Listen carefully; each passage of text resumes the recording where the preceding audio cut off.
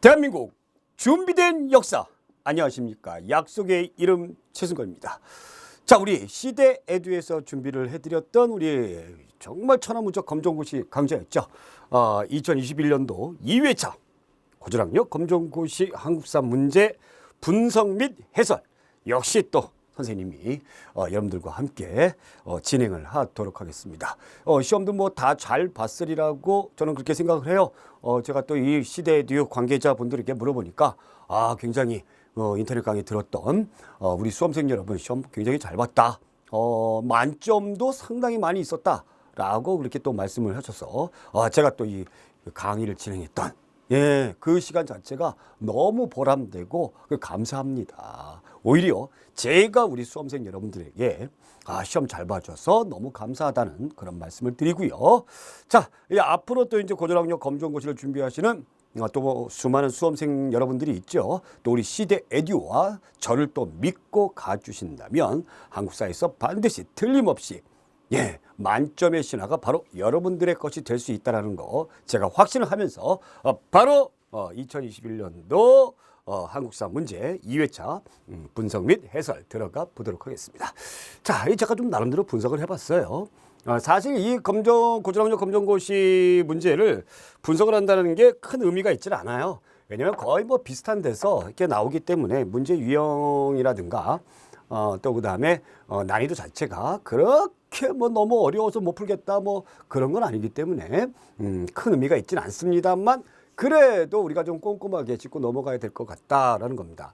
우선 우리가 선사시대 예년하고 비슷해요. 두 문제가 출제가 됐습니다. 선사시대. 네, 두 문제. 그러니까 선사시대라고 한다면 뭐 구석기, 신석기, 그 다음에 이제 청동기, 철기 시대 중에서도 이제 부여, 고구려, 옥저, 동해, 삼안 여기에 해당되는 그런 부분이죠. 그 여기에서 빗살무늬 토기 굉장히 유명한 그런 유물이죠. 그리고 고조선의 팔조법과 관련된 문제가 출제가 되었다. 네, 쉽게 맞췄으리라고 저는 생각을 합니다.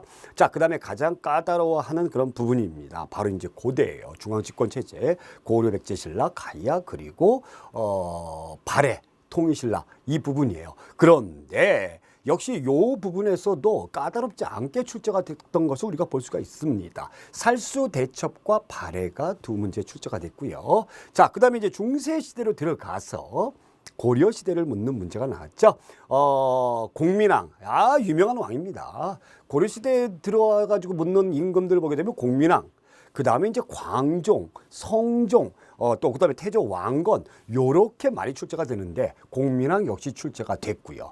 자, 그 다음에 요 부분은 약간 까다롭게 여기지 않았을까라는 그런 생각을 해봅니다. 그러나 저와 함께 공부했던 우리 수험생 여러분들은 아마 쉽게 맞추지 않았을까. 관리가 되게 되면 국가로부터 뭐를 받습니까? 수조권이 있는 토지를 지급받죠. 근데 전지와 시지를 지급받는다 해서 전시과를 받는다. 자, 이거였고요. 그 다음에 뭐 옛날에 노래도 나왔습니다. 고려청자. 네, 청자죠. 청자. 특히 이제 고려청자 가운데서 어마어마하게 유명한 이 엄청나게 또 비싼 그 문화재입니다. 상감청자 제가 엄청나게 강조를 했던 그런 기억이 나요. 그 다음에 고려시대 때 스님들을 물어본다면 우리가 대각국사 의천과 보조국사 진우를 물어보게 되는데 역시 진울이 시험 문제에 출제가 돼서 중세에 관련돼 가지고 역시 네 문제가 출제가 됐다라는 겁니다. 자, 그 다음에 근설에 들어갑니다. 조선시대. 조선의 기본 통치법전이죠. 아주 유명한 그런 문헌입니다. 경국대전. 그 다음에 또 우리나라 사람들이 굉장히 좋아하는 그런 임금 중에 하나죠. 누굽니까? 정조와 관련된 문제가 나왔고요. 고려의 조선의 양난 그러면 어떤 전쟁 얘기예요? 두 번의 큰 전쟁, 임진왜란과 병자호란 나오죠. 그래서 병자호란이 출제가 됐고, 자, 그 다음에 조선 후기에 수치체제가 개편이 됐어요. 개혁이 됐어요. 거기와 관련된 영조의 군포를 개혁했던 균역법이 출제가 됐습니다. 자, 그 다음에 이번에는 말이에요. 개항기에서 조금 그 비중이 조금 있었던 것 같아요. 갑신정변. 급진개화파들이 우리나라 체제를 좀 더 급진적으로 개화시키고자 했던 갑신정변 출제가 됐고, 이 동학은 항상 출제가 된다고 보시면 돼요. 동학은. 그래서 동학과 관련된 문제, 그리고 흥선대원군도 자주 등장하는 그런 인물입니다. 자, 그 다음에 우리가 일제의 식민지배를 받기 바로 전에 근대국가 수립과 그 다음에 국외의 독립운동 기지 건설을 목적으로 해가지고 결성이 됐던 그런 단체가 있죠. 바로 뭡니까? 신민회. 이 단체 애국개봉단체인데 제가 신민회 어마어마하게 강조를 했습니다. 자, 역시 또 그 다음에 만민공동회로 유명한 독립협회가 출제가 됐고요. 자, 일제강점기에서는 우리가 일제의 통치 그 방식 그런 걸 물어보는 문제죠. 거기에서는 우리가 한 문제가 출제가 됐습니다. 뭐가죠? 공출. 다 뜯어가는 거예요. 공출. 집에 와가지고 숟가락 젓가락 그냥 밥그릇 심지어 교회 가가지고 종 이런 거 다 뜯어가서 뭐 하려고? 전쟁 물자 만들기 위해서. 자, 여기에 반해서 독립운동과 관련된 문제가 많이 출제가 됐습니다. 그렇죠? 예, 많이 출제가 됐어요. 대한민국 임시정부. 역시 대한민국 임시정부 물어보는 문제. 이것도 늘 나온다고 보시면 돼요. 그 다음에 한인애국단. 어떻게 본다면 김구 선생님과 관련된 문제가 두 문제가 출제가 됐다라는 걸 볼 수가 있습니다. 이봉창, 그 다음에 윤봉길 의사, 한인애국단. 그 다음에 우리나라 역사학자죠. 역사학자는 두 분이 유명한데 한 분은 박은시 선생님, 한 분은 신철 선생님이에요. 네, 민족주의 사학자인데 그 둘 중에 한 분 꼭 나옵니다. 그래서 신철 선생님이 등장을 했고 그 다음에 우리 물건 우리가 만들어서 쓰자. 네, 우리가 만들어서 쓰자. 1920년대 물산장려운동. 자, 그 다음에 현대사회로 들어와서 박정희 정부 때에 일어났던 일을 물어보는 문제가 있었고요. 그 다음에 역시 우리나라 민주주의의 발전 과정에서 빼놓을 수 없는 그런 사건이죠. 5.18 민주화 운동. 그 다음에 최초의 남북 정상회담, 김대중 대통령, 6.15 남북 공동선언 이렇게 해서 총 3문제가 출제가 되었다라는 겁니다. 이렇게 제가 문제를 각 그 단원별로 이렇게 분석을 딱 해보고 무엇을 묻는 문제가 나왔는지 이렇게 제가 쫙 분석해 보니까 역시 이 고전학력 검정고시 준비는 시대에 대해서 큰 노력 들이지 않고 꾸준하게 강의를 들으면 만점 나올 수 있겠다라는 그런 확신을 한번 해보면서 어떤 이 수험생분들은 선생님이 해준 거 다 나왔습니다 라고 얘기했는데 그럴 수밖에 없는 게요. 그럴 수밖에 없는 게 뭐 제가 능력이 너무너무 뛰어나가지고 뭐 그랬다기보다는 검정고시 문제를 유형을 잘 지켜보게 되면은 어느 문제가 중요하고 어느 부분이 중요하다는 걸 쉽게 알 수 있습니다. 그래서 그런 부분들을 선생님이 강의 시간에 강조를 했던 것 같아요. 그래서 시험을 잘 본 우리 수험생 여러분 진심으로 축하드리고요. 이제 고졸 학력을 땄으니까 그것을 더 넘어서 더 큰 목적, 더 큰 목표를 세우고 열심히 또 정진하시기 바라고 지금부터 준비하는 학생들 또 저와 함께 재밌고 즐겁게 공부하시면 되겠습니다. 자, 그러면 1번부터 문제풀이와 분석을 해보도록 할게요. 자, 1번. 다음 유물이 처음으로 제작된 시대의 생활 모습을 옳은 것은 여기 이제 그림을 잘 보게 되면 약간 흐리멍텅하게 보이죠? 그래서 여기 제가 이제 좀 덧칠을 좀 해주는 그런 센스. 자, 뭡니까 이게? 빗살무늬 토기 있죠? 빗살무늬 토기는 이 아래가 뾰족하다라는 거. 제가 수업 시간에 강조했습니다. 왜 뾰족합니까? 이 뾰족한데 요것이 유리에 세울 때, 뭘 세울 때? 땅바닥에 세울 때. 그래서 여기에 지형이 어떤 지형? 모래가 있는 지형일 때 굉장히 유리했기 때문에 이렇게 뾰족하게 만들었다. 자, 이때가 바로 언제입니까? 여기다가 뭘 담죠? 뭘 담아요? 곡식을 담는다라는 얘기예요. 곡식을 열심히 담어. 그래서 이 곡식과 관련된 거 바로 뭐다? 농경의 시작이다. 이게 대단하고 상당하고 굉장하다. 농경의 시작. 어마어마하게 중요한 거죠. 네, 이게 우리 인류의 혁명 몇 개 안 됩니다. 인류의 역사를 획기적으로 바꿔버렸던 그 혁명. 첫 번째 혁명이 신석기 혁명이었어요. 그래서 신석기 시대다라는 겁니다. 그러면 여러분들 여기 딱 문제 나오잖아요. 다음 유물이 처음 제작된 시대의 생활 모습이에요. 그러니까 언제야? 신석기 시. 자, 민화가 유행하였다. 민화. 서민들의 그림이다. 서민들의 그림이다라는 뜻이죠. 뭐 호랑이, 까치 이런 것들. 그럼 이건 언제예요? 언제? 조선 후기의 모습이다. 자, 그다음에 불교를 받아들였다. 불교를 받아들였던 건 우리가 중앙 집권화를 위해서. 그래서 삼국시대. 자, 농경과 목축을 시작했다. 바로 이것이 당. 철제 농기구를 사용하였다. 철제 농기구. 철제라고 딱 들어가잖아요. 철기 시대죠. 그래서 이 문제 정답을 몇 번? 3번. 아이고, 정답을 알리는 스마일이 3번에 딱 내려와 줍니다. 자, 정답 3번. 자, 그 다음에 2번 문제. 다음 기억에 들어갈 나라는 어디냐? 나라는 어디냐? 찾아봅시다. 나라. 기억의 8조법. 사람을 죽인 자는 즉시 죽인다. 남에게 상처를 입힌 자는 곡식으로 갚는다. 도둑질한 자는 노비로 삼는다. 이렇게 돼 있습니다. 여기 그냥 8조법이라고 돼 있어요. 8조법 가운데서 지금 여기 3개 조밖에 안 나와 있죠. 네, 5개는 어디로 갔는지 없어요. 자, 이것도 이 3개 조도 우리 측의 어떤 자료, 문헌에 있는 것이 아니라 중국 측 한서 지리지에 있다라는 겁니다. 자, 8조법 바로 어디입니까? 고조선이었죠. 아주 기본 중에 기본. 그죠? 그러니까 이 문제 같은 경우에는 수많은 수험생들에게 뭐 꿈과 희망을 주기 위해서 냈던 뭐 보너스 문제가 아닌가 선생님 그런 생각이 들어요. 그래서 정답은 4번. 네, 이런 문제 틀리면 안 돼요. 사실 이런 문제 같은 경우는 여러분들이 이렇게 한번 우리가 생각해 보자. 이런 문제는 누구나 맞추는 문제이기 때문에 누구나 맞추는 문제에서 내가 틀린다면 경쟁력이 없어지는 거죠. 그래서 이런 문제 틀리시면 안 됩니다. 아시겠죠? 자, 그래서 정답은 4번이고요. 자, 3번 문제. 다음 기억에 들어갈 사건은 무엇이냐? 고려와 수당의 전쟁. 기억. 수나라의 침을 물리친 을지 문덕. 아하하. 내가 이거 수업 시간에 뭐라고 얘기했죠? 문덕이 형님입니다. 예, 문덕이 형님. 이 형님이 얼마나 뛰어나면 이 형님의 이름을 따가지고 거리 이름이 이 형님의 이름이야. 예, 이 형님의 성이 뭐야? 을지야. 그래서 을지로, 을지로. 네, 수나라의 진입. 수.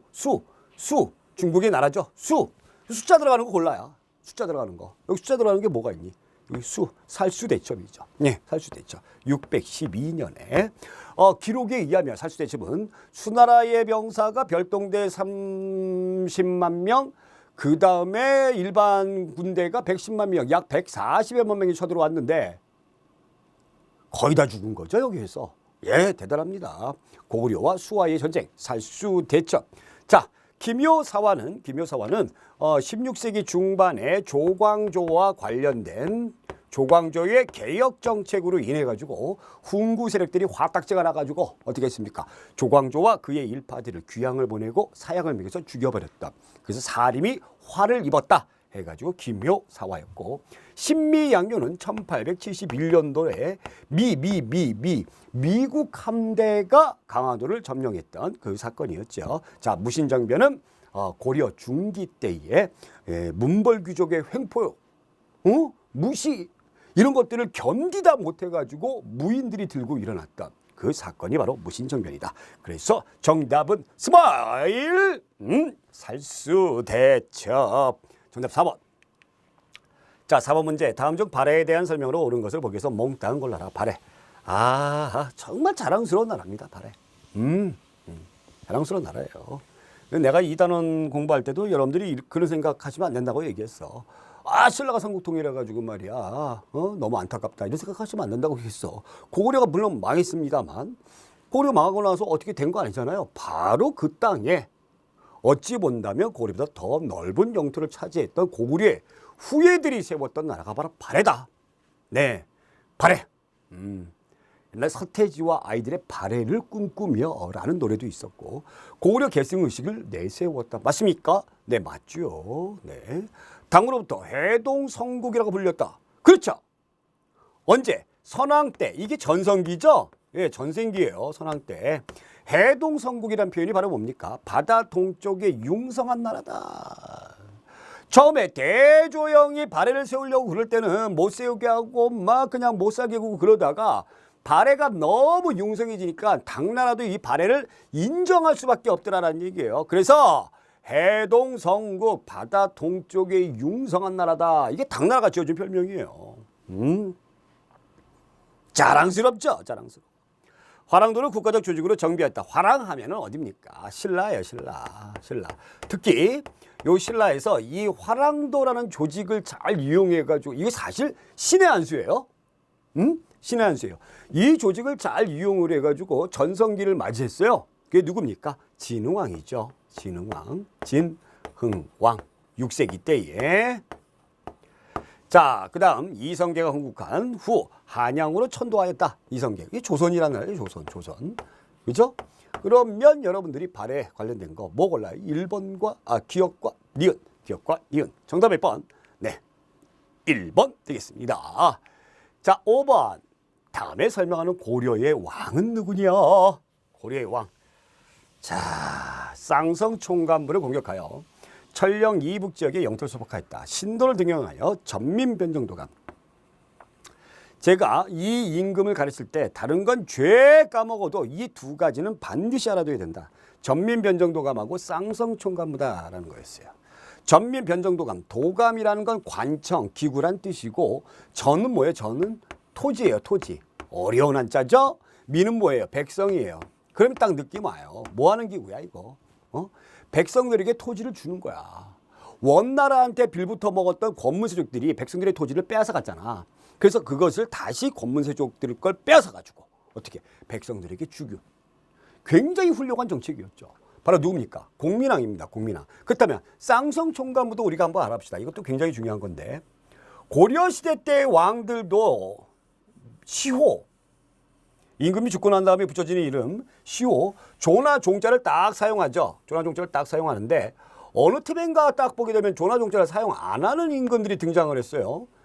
충 무슨 왕, 충 무슨 왕 이런 식으로 뭐 충선왕, 충모강, 뭐 충수강 이런 식으로 충자 안 쓰게 되면은 뭐 공 무슨 왕, 공민왕 뭐 어쨌든 이 왕이란 호칭을 썼다. 이 왕이란 호칭은 중국에서는 실제로 우리가 생각하는 왕의 개념이 아니라고 제가 얘기했어요. 그럼 왕이라는 호칭은 바로 뭡니까? 제후를 의미하거나 중국에서는 제후 아니면 또 뭘 얘기해요? 왕자를 얘기합니다. 그럼 우리가 생각하는 왕은 뭐예요? 황제예요. 황제. 즉 중국의 황제가 죽었을 때도 조나 종자를 쓰게 되는데 우리도 지금 조나 종자를 이렇게 쓰고 있으니까 동격으로 될 수가 없다 해가지고 원나라 몽골 애들이 이것을 격화시켜 버린 거죠. 그래서 충성을 다해라 해서 충 무슨 왕 아니면 그냥 왕 이렇게 격화시켜 버린 거예요. 그러니까 여러분들이 이 공민왕이 딱 등장을 했다 그러면은 바로 뭐예요? 원나라 간섭기다. 그래서 공민왕은 원나라로부터 벗어나고 왕권을 강화하고 민생을 안정시키기 위한 그런 개혁 정책을 했었어요. 그죠? 반원 자주 정책을 했었어요. 자, 그렇다면 쌍성총관부는 우리가 몽골이 쳐들어왔을 때 30여 년 이상은 우리가 버텼어요. 그러다가 다시 이제 여기 개성으로 환도를 하게 되면서 이 몽골의 간접적 지배를 받는데 그러면 이 몽골 애들이 원나라가 얘네들이 이쪽 지역 요쪽 이북 지역을 차지하기 위해서 여기 천령이라는 고개가 있습니다. 요 천령이라는 고개, 요 고개 이북 지역을 차지하기 위해서 여기에다가 세운 바로 기관이에요. 쌍성총관부. 이것을 공격했다라는 것은 이 지역을 공민왕이 다시 찾아왔다라는 거죠. 예, 대단히 중요한 사건이죠. 찾아왔다는 얘기예요. 네, 잘 알아두시기 바랍니다. 자, 성왕은 백제 중흥기를 위해서 열심히 수도도 공주에서 사비로 옮기고 국호도 뭐 남부여로 바꾸고 이렇게 했으나 신라 진흥왕의 배신으로 인해서 죽을 수밖에 없었던 비운의 왕, 그다음에 장수왕, 고구려 광개토대왕의 아들이죠. 한강유역을 완전히 점령을 했던 그다음에 진흥왕 조금 전에 설명했으니까 생략하기로 하고 그래서 정답은 2번 공민왕이다. 그렇죠? 네, 그러네요. 자, 6번 문제 다음에서 기억에 들어갈 내용으로 가장 적절한 것은 적절한 거 수행평가 계획서, 수행평가 계획서 주제 기억 1모듬 전식과 제도의 정비 과정에 대해 조사하기 2모듬 공음전 군인전의 특징에 대해 조사하기 전식과 제도 전식과 그 다음에 공음전 뭐 군인전이라는 거는 이제 군인에게 주는 토지니까 자 전식과라는 거는 전지와 시지를 시자가 아니라 시지를 과 등급이죠. 관리의 등급에 따라 가지고 나누어 주는 제도를 우리가 전식과라고 합니다. 자, 전지는 그냥 전이니까 뭐예요? 이거 토지예요. 그냥 토지. 시지는 뭐예요? 이거는 임야예요. 임야. 그러니까 쉽게 말하면 산이다라고 보는 거예요. 그 산에 가면 뭐가 많아? 나무가 많잖아. 나무가 상당히 많다는 얘기죠. 그 나무 그 배 가지고 뭘로 이용해라? 땔감으로 이용해라 라는 거야. 자, 그래 이게 땅도 주고 산도 주고 이렇게 했던 거야. 근데 너무 많이 주다 보니까 조선시대 들어가게 되면 너무 많이 준다. 그래서 얘는 빼자. 응? 얘는 빼자. 시는 좀 빼버리자. 그럼 거꾸로 하니까 뭐가 되는 거야? 조선시대는 과전법이 되는 거죠. 과전법. 그러면 여기 2번에 나오는 공음전이 있습니다. 공음전. 공음전 또 뭐예요? 공음전. 공음전이야. 공음전. 음자야. 음이 어떤 음이라고 그랬어? 조상의 덕을 의미한다라고 얘기했죠. 조상의 덕입니다. 그래서 우리가 제사 지내고 나서 제사 지낸 음식을 먹는 걸 갖다가 조상이 내린 복을 먹는다 해서 음복이라고 하죠. 공음전은 오늘 이 전시과라는 토지 제도 큰 틀 안에 공음전이 있는데 전시과는 관리에게 뭘 주는 겁니까? 수조권을 주는 거예요. 소유권이 아니라 수조권을 주는 겁니다. 조세를 걷어들일 권리입니다. 알겠죠? 자, 그러면 관리 생활을 그만두거나 죽거나 하게 되면 어떻게 해? 국가에 반납하는 게 원칙이야. 반납해야지. 그렇지? 일 안 하니까 반납해야 될 거 아니야? 그런데 전시과는 이 공음전은 어떠한 토지 제도냐면 전이니까 공을 세운 사람들 또 조상덕 요 두 가지 의미가 들어가요. 내가 관리가 됐어요. 관리가 돼가지고 열심히 일합니다. 열심히 일해요. 네, 잘리면 안 되니까 열심히 일했어요. 그래서 한 20년 일하니까 내가 품계가 5품 정도 올라가더라는 얘기. 5품 정도. 오늘날에 5품이라고 그러면 이제 장관 밑에 차관 정도, 그 정도 5품 정도 된 거예요. 열심히 일한 거죠. 그럼 국가가 너 조국을 위해서 국가를 위해 열심히 일했으니 내가 상을 줄게. 땅을 준 거예요. 공을 인정해서 상을 준 거예요. 그럼 상으로 받은 땅을 갖다가 내가 그만두거나 죽었다고 해서 다시 반납해? 응? 상으로 준 거를 다시 뺏어가? 그럴 수는 없죠. 그래서 이것은 세습이 된다라는 얘기입니다. 세습이 가능해. 세습이 가능하기 때문에 그 밑에 후손들이 덕을 보는 겁니다. 이게 문벌 귀족의 특권인데 공음전과 동시에 문벌 귀족의 특권 또 한 가지가 있어. 뭐가 있어? 음자 들어가는 음서가 있어. 음서는 아버지가 5품 정도야. 그러면 5품 정도의 아버지를 둔 자제들은 시험 안 보고 관리가 된다는 얘기야. 아빠 찬스야. 이 두 가지가 어마어마한 문벌 귀족의 특권이다라는 얘기예요. 굉장히 불평등한 제도죠. 그래서 정답 몇 번? 고려의 토지 제도다. 1번. 네. 자, 7번. 다음에 설명하는 고려의 공예품은 공예품. 봅시다. 신라 말의 전통과 기술을 토대로 송의 자기 제작 기술. 이 송나라는 이 당시에 중국의 명칭이죠. 네. 자기 제작. 자기야. 그 자기 아니죠? 도자기 얘기하는 거죠. 도자기. 제작 기술을 받아들였다. 귀족 사회인 전성기 11세기에 만들어진 비치색. 예. 자기다. 자기라고 돼 있으니까 여기 중에 자기 들어가는 게 뭐가? 얘 청자잖아. 청자. 푸른빛깔의 청자. 예? 이거 고르면 되는 거죠. 활구는 뭐예요? 은병이라는 고려시대 때의 화폐죠. 화폐로 사용됐던 것이고, 그 다음에 거중기는 뭡니까? 정조 때에 정약용을 시켜가지고 수원 화성을 건축하게 했죠. 그래서 이 무거운 돌을 올려가지고 성을 건축해야 되는데 이 거중기라고 해가지고 오늘날의 크레인이에요. 네, 그것을 개발해가지고 성을 지었던 것이고, 그 다음에 신기전. 신기전은 세종 때 만들어지는 거죠. 비밀병기죠. 어쩌면 그 세계 최초의 다연장 로켓 발사기가 아니냐. 우리는 이렇게 보고 있습니다. 어마어마한 무기죠. 정답은 1번. 네. 그죠? 네, 그렇습니다. 자, 그 다음에 8번 문제. 다음 설명하는 고려의 인물은 누구니? 수선사, 결사를 조직했어요. 결사. 네, 어떤 단체야. 조직이야, 조직. 결사, 조직, 단체야. 수행 방법으로 정의 쌍수, 도노 점수, 수가. 내가 수에다가 또글뱅이 쳤죠? 이 수는 바로 뭡니까? 수행입니다. 수행은 뭐예요? 실천이에요. 자, 우리가 통일신라 말기 때에 우리가 그 불교에 대해서 공부를 할 때에 교종 그리고 또 뭐 있었니? 선종 이렇게 있었지, 그지? 특히 선생님이 이 선종을 어마어마하게 강조했을 거야.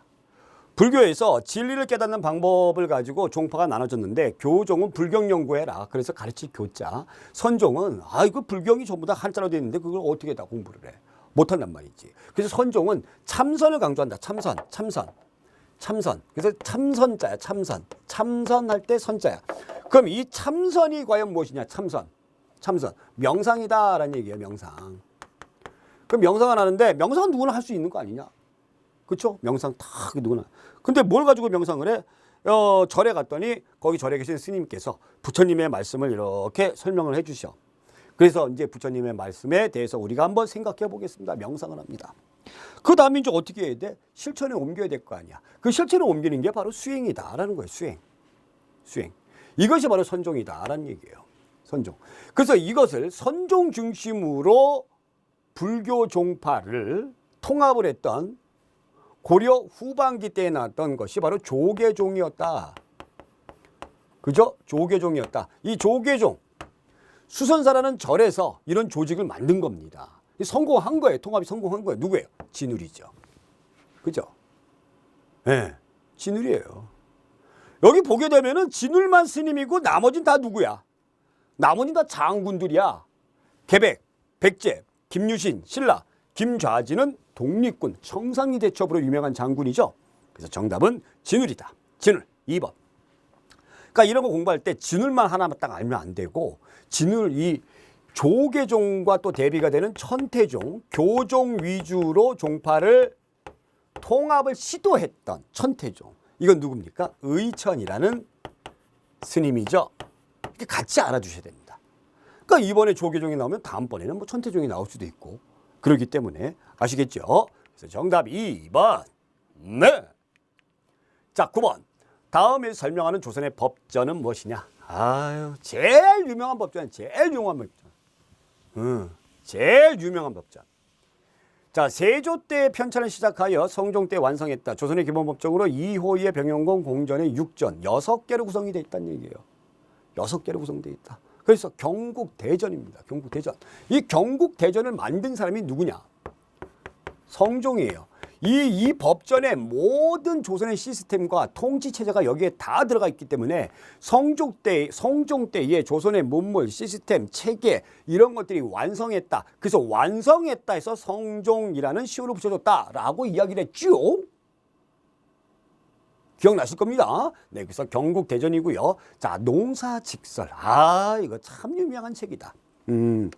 세종 때 만들어진 우리나라 현실에 맞는 농법을 소개한 것이 농사직설이고 목민심서는 정약용이 지방 수령이 백성들을 다스릴 때 명심해야 될 그런 책이고요. 삼국사기는 고려시대 김부식이 지은 삼국의 역사. 그래서 정답은 1번. 경국대전. 네. 자, 10번 문제. 다음에서 기억에 들어갈 내용으로 옳은 것은 규장각, 장용영. 여기 누구의 정책이래? 정조의 정책이야. 너무너무 유명하고 우리나라 사람들이 굉장히 사랑하는 임금입니다. 네, 정조. 효심도 지극합니다.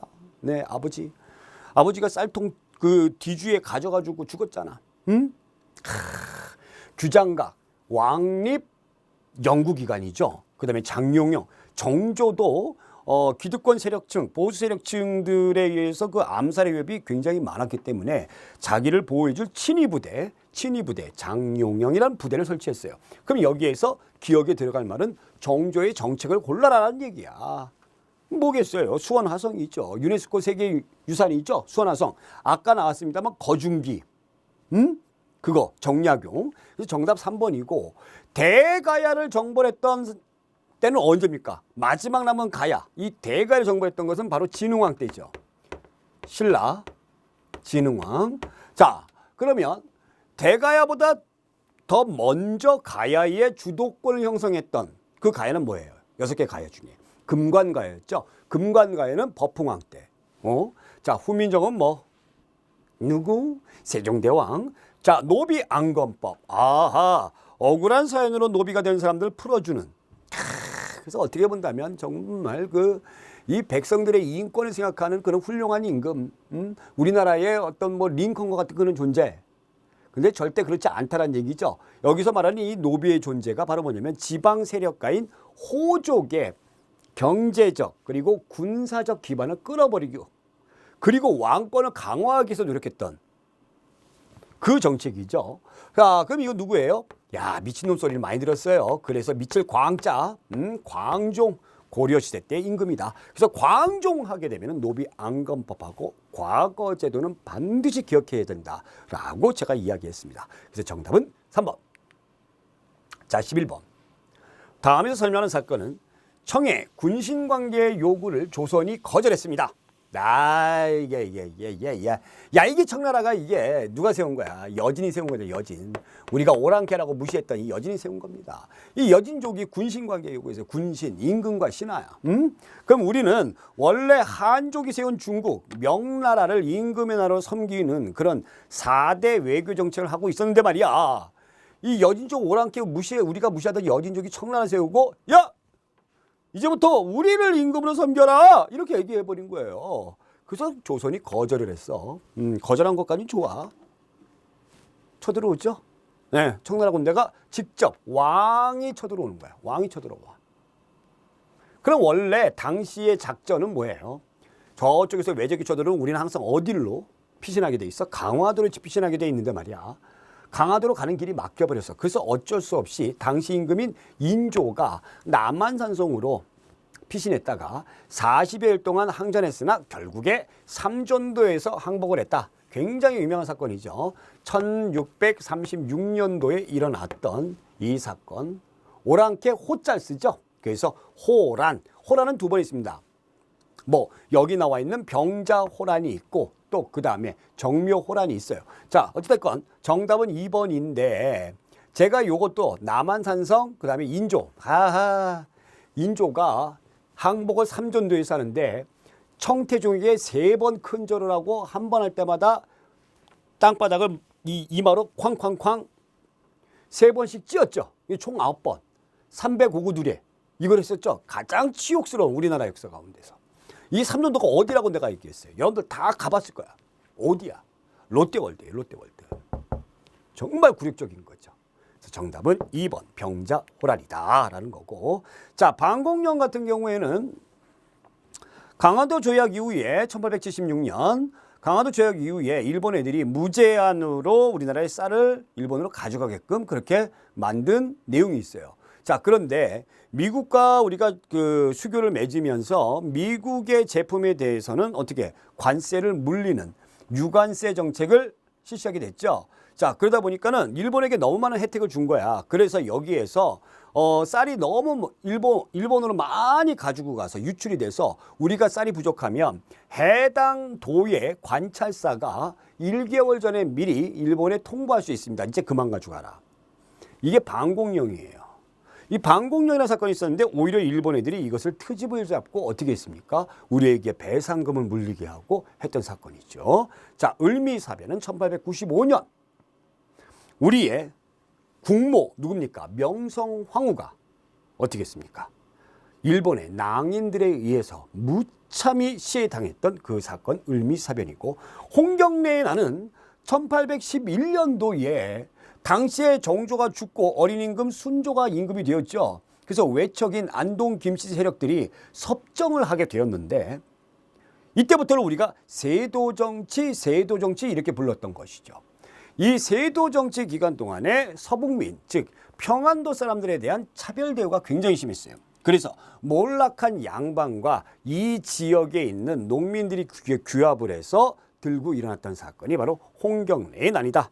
자, 정답은 2번 확인했고요.